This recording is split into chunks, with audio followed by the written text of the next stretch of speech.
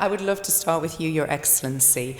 Many leaders believe that reducing bureaucracy is not about just digitizing processes, but also eliminating unnecessary procedures. How do you determine which bureaucratic steps can be completely abolished rather than just automated? Well, first of all, good morning to all of you. I'd loved so much what the technicians did, this thing for checking the microphones. It is exactly what we do in Greece when we have fun. We do like that. Opa. So let's start discussing about something not so funny, like bureaucracy. There is a misunderstood due to what we saw during the pandemic. During the pandemic, so many nations who had to run fast to keep our nations alive. That's why we did a very fast digitalization of our nations. So we took procedures just like there already are, and we just digitize them. But now, as we have plenty of time from 2022 and so far, we started seeing from the beginning all those procedures. Because it's a matter of fact that all those procedures that we had in our nations had been done in a period where the data were belonging to silos. What was a certification, let's say, in the Greek nation, a certification of birth? It was a data set written in a paper when we had no networks, no infrastructures.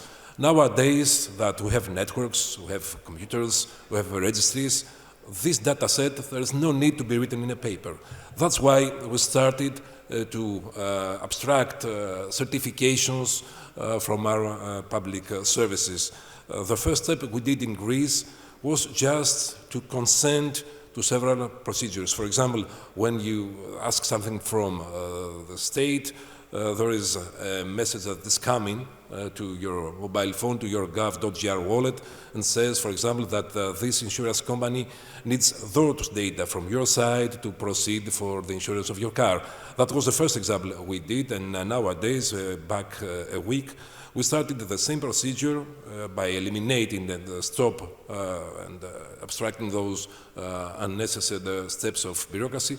With the energy providers, we do the same thing, that we just get a message, this energy provider asks from your side those data, and we fast run to the next step.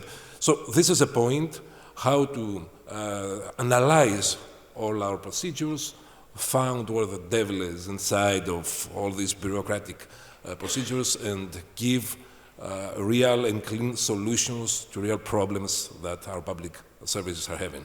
Thank you. Your Excellency, Erkki, Estonia has achieved a remarkable milestone by fully digitizing 100% of government services. That's a real global benchmark for e-governance. What were the key enablers that allowed Estonia to achieve this level of digital maturity, and what lessons can other governments take away from those?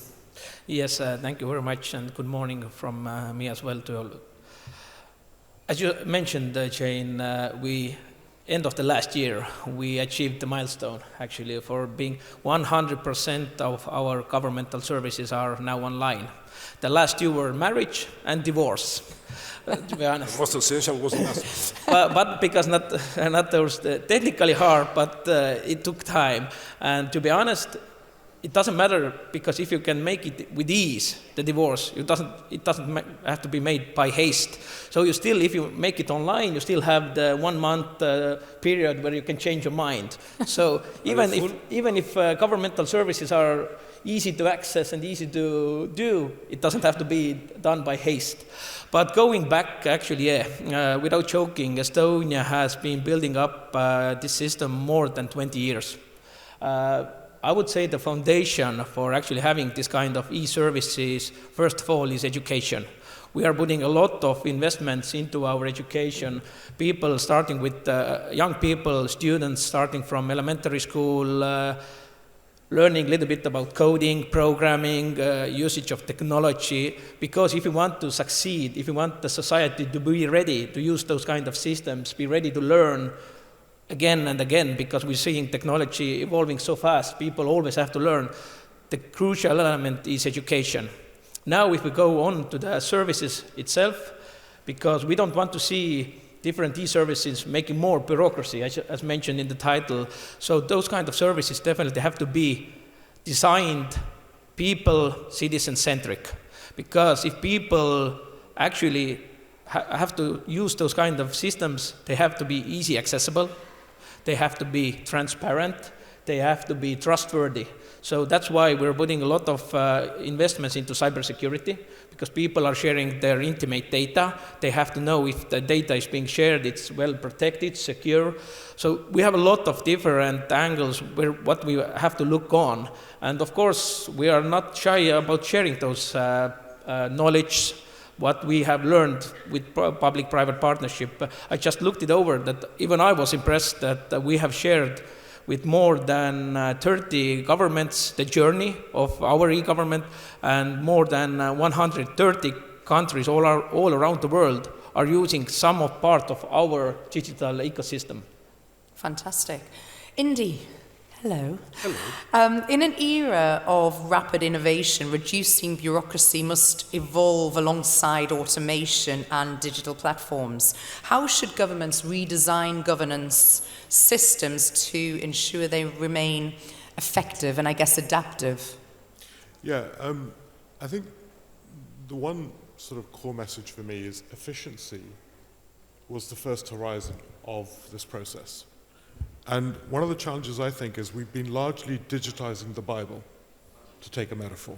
We've just been taking old books, old forms, and just digitizing them. And we've got efficiency, no doubt about it. But we haven't changed the characteristic of bureaucracy.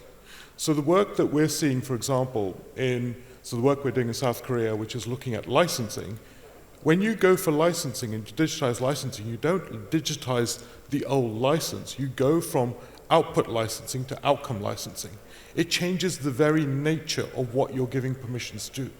And when you do that, there's cascading effects. So I think for me, the real push is now to move to the next horizon of what digitization offers, which isn't just replication of the analog with greater efficiency, but a paradigm shift of how we regulate. Because when you're regulating for outcomes, for licensing, you're regulating for a completely different thing. You're regulating for noise, air quality, other vibrations. You're not regulating for function. So suddenly planning isn't about whether this is a conference hall or not. Planning is about actually the noise interference, the pollution effects. So that changes the paradigm of how we govern. And I think the challenge is we are now facing a paradigm of governance, not just a regulation efficiency story. And unless we do that, we can't unleash growth and the economic imperatives on the table. So I think the horizon of efficiency is over. It's not sufficient to deal with the nature of the actual structural transformation we're facing. And that, I think, is one of the big opportunities and the challenges. Yeah, if I may Yes. add, if you want to succeed, first of all, you definitely have to have a clear vision. What kind of problems you actually want to solve? Because what we are doing, we want to give efficient services to our nation, to our public. And what kind of interoperability we need, how we're actually changing the data itself. So it is crucial, because if you don't have a clear vision what your end goal is, then you will not succeed. Because what people usually want, they want less bureaucracy, they want to be, if possible, the government not intervening if not needed. So that's some of the things that we have taken, like our essentials when we are developing different e-services in Estonia. Well, this brings in Dimitri. I was about to say, because you've stated your vision is to create a public sector with only the absolute necessary procedures that citizens can access seamlessly. You know, what key innovations, policy decisions are driving that? And I guess, how do you ensure that the digital services remain inclusive, secure and user-friendly, taking on from that? I just wanted to add that we have to fight in two fields, because there is the inner, let's say, scope in our countries to fight bureaucracy. But if you look around today here in this room, we are from several nationalities, so we have to fight together to eliminate bureaucracy across borders. For example, there is an European Union project about e-prescriptions. If I go to Estonia now, because Greece and Estonia are participating to this project, I can make it happen, a prescription.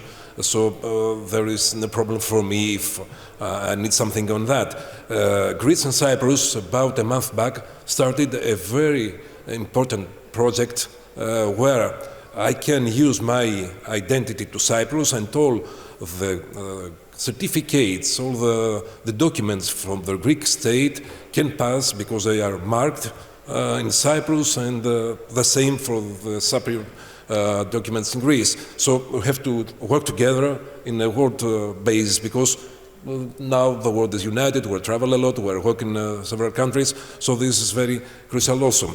Let's get back to bureaucracy. We have to see how we can give real solutions to real problems, and how we can fight corruption. You know, we say in Greece that corruption is a daughter of bureaucracy. That is not just a matter of working fast, it's a matter of trust. Sure. How we can show to our citizens that something is changing to our countries.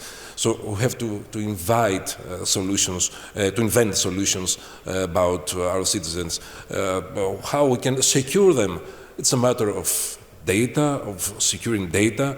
It's a matter of cyber security, and this is another scope that we have to work together, because security is not just a matter of Greece, it's a matter of all our countries. So the message that we can send from this summit today is that we have to bypass the borders, bypass the obstacles, and work together for a better daily life, for better health, for a better security. And there is a lot of job that we can do together. You've got a minute each on the clock for this final question. I'm sorry, this panel has flown by, but looking ahead, how do you see emerging technologies further transforming governments? You know, are there new initiatives or experimental projects that could serve as blueprints for the next generation? I'm going to start with Indy on the end. Sure. I think the biggest learning that we are having is that the first round was just basically digital forms.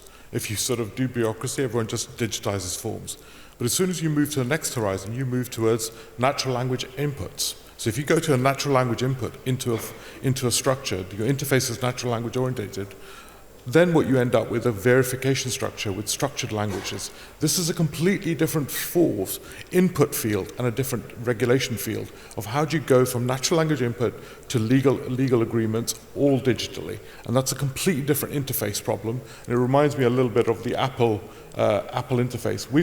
We're still building the kind of remote control that was picked up earlier. Longer and longer forms just digitized, as opposed to fundamentally changing interfaces to actually allow for a completely different theory of contract. And contracts change. Smart contracts become parametric, become outcome orientated, they become dynamic, so that the relationship is changing much more fundamentally. My worry is we're still driving more efficient bureaucracy by taking analog into digital. We're actually not seeing the paradigmatic change that's available to us.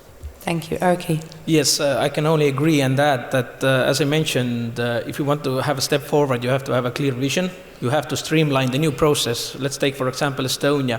We are already using AI in different e-services, tax authority, e-education, and so on. But we actually have to think through how the usage of, let's say, for example, large language models, generative AI, how we can see the new process being developed, being like a personal government for Estonia. Like every person has its own personal government contacting, interacting with you. That will be definitely the next step. We don't want to talk about the usual permitting or reports, whatever. It has to be personalized. Yeah. You in your life, you usually are in different steps. You can be a student, you can be a mother, you can be an employee, you can be an employer. So you need different services. And the government has to be really, really personalized for you.